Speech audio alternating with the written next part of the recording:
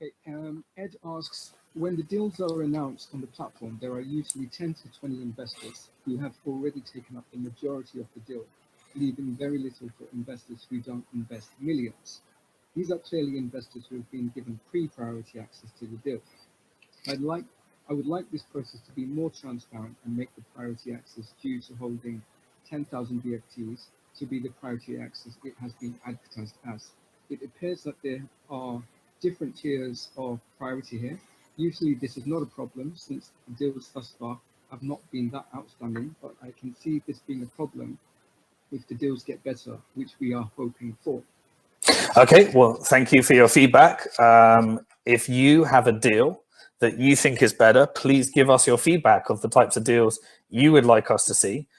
We have a good reputation and leverage within the industry. So if you have an idea of what you think is a good deal, then please let us know, and we can, reach out and potentially get better terms and give you access to something that you might not have been able to get access to.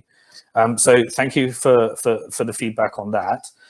In terms of how it actually works before BFT token holders are notified, we have a policy at Bank to the Future, and one of our very essential due diligence requirements is that we look for deals that have already gone through the due diligence process of an institutional investor. So one of the things we do is we put them through several layers of due diligence. The first is, can they get past the due diligence process of institutional investors that analyze these deals day in, day out, and put them through, more of a higher standard and rigorous process. So when a deal comes to us, either they've got an institutional investor already, or they're looking to go live on the platform, and we will introduce them to some of our institutional investors. Now, if you would like to be considered as an institutional investor that does really advanced due diligence and your full-time job is to do due diligence on these deals, then we would love to share those with you as well, and you can write into us and let us know.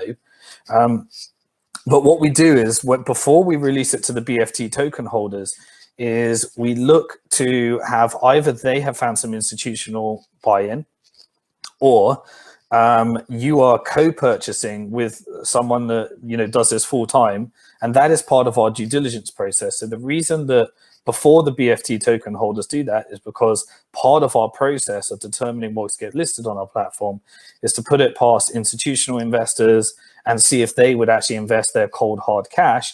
And so then we can present it to our token holders on the same terms. So that's the reason why we do that. In terms of more transparency on that process, that's completely, really great feedback. We look forward to how we can present this information better. We try at the moment to explain who the investors are. So when you're co-purchasing with an institutional investor like Pantera Capital or Digital Currency Group, or Blockchain Capital, or some of the VCs that we've syndicated with in deals, then we try to make that as clear as possible. And on the investor page, there is a company section which lists who the investors might be. And as we release our company features, there's been some real improvements there. So thank you for all that feedback, Ed. Yeah, we look forward to seeing how we can make that better.